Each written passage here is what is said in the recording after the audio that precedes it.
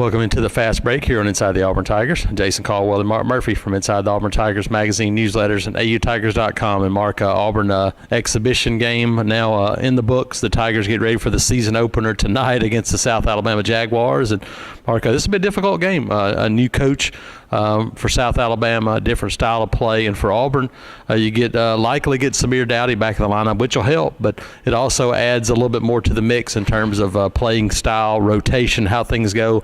Figured out some of that maybe in that exhibition opener, Mark, but still a lot of question marks for this Tigers team as they get ready for this season opener. Yeah, the good news is Auburn looks like they'll have 8 scholarship players available now that Dowdy's been cleared to play. Austin Wiley, maybe if everything works out, he'll be back Friday night when they play 25th ranked Washington. That's also here at Auburn Arena, and I think Auburn's got a good chance to win this game against South Alabama.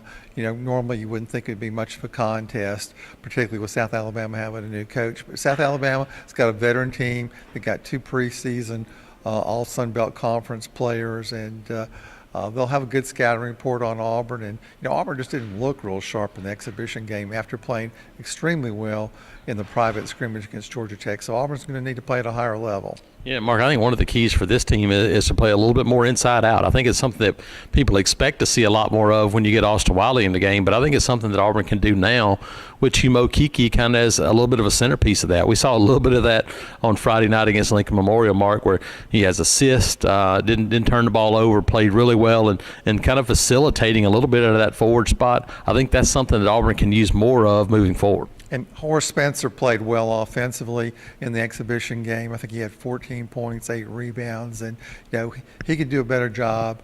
If he gets double teamed down low, getting the ball back out to an open 3-point shooter, which is going to be one of the strengths of this team, if not the number one strength. Yeah, absolutely. And you can still do some things and play 5 out. Obviously, Anthony McLemore shooting from the perimeter, and I think Jared Harper played well. Bryce Brown, his shot didn't really fall the other day in the opener, but I think a chance for him to really get to the basket a little more, do some of those things that he's worked on. So this all around for this Auburn team, Mark, it's an opportunity to go out and kind of see where they stand as they head into it. What is a pretty brutal stretch coming up for them on the schedule.